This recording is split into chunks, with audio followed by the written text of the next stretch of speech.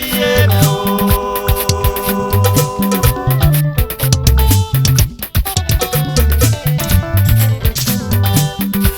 Emi bu o, egi akun re mi amira me no bie me o. Emi bu, yakun me mi amira, awuyi no mume, no mana se kume, awana pano, ekun me mi amira me o.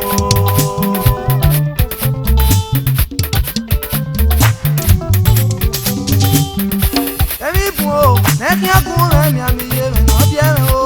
Emi bu, yakun me mi amiye, Iya iya. awe topani, no se edeya, no mu ya bie me o, ekun me mi amiye me o.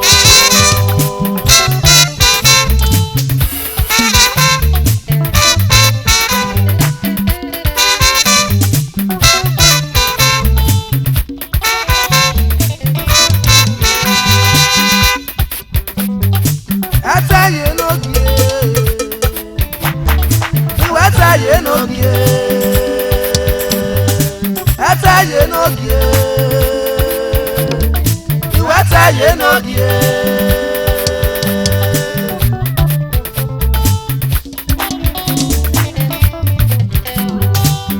Iwe mi bu, neki akun re mi amiye me. Kate eto pa ni e no se de ya o. No mu ya biere o, ni mana bu obobu owe. Ona rusu emi, neki akun re mi amiye o.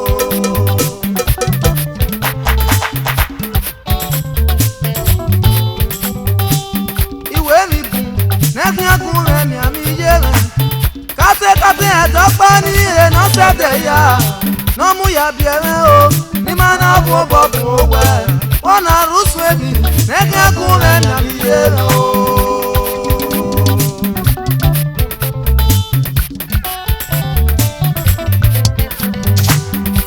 Udare, ona wewe na ya kore. Ruti mere, ona pawo ya leke. Amari umu, ni mele sagi ari owa. Ona rusu emi, neki akun re mi amiye o.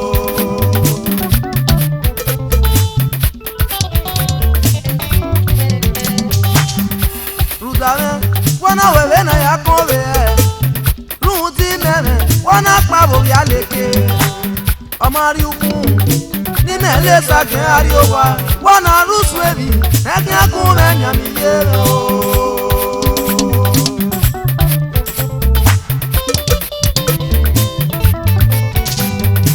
Èèyàn para pọnà ẹkẹyìn ní tè nuga ume o ije me ni okie ni kiana ya bo nuga ya me banwe me ma ya buwe oje to ma kiana ya bo eni bu o ne kiagun me mi amile me mo biere o Emi bu, yakun me mi amiye, awe topani, no se edeya, no mu ya biere o, ekun me mi amiye me o.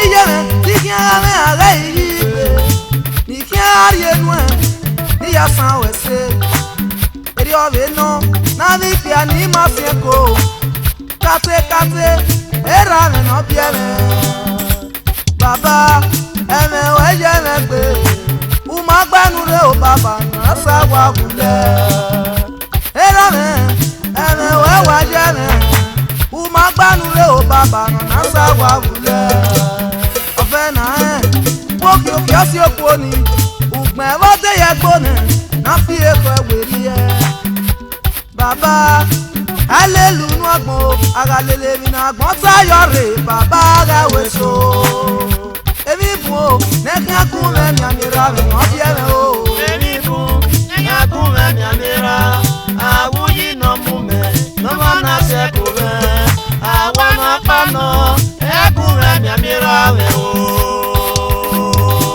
era mo jigbe Iye won yigbe, era mo jigbe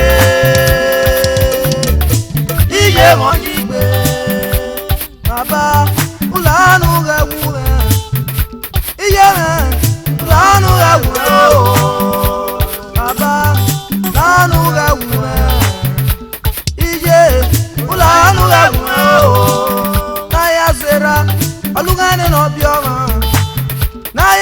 ye oluga ne kunalare ayoma ya zera afogo na je ena ne eri biemo ane no kokomo ayoma ya ziyo afogo na je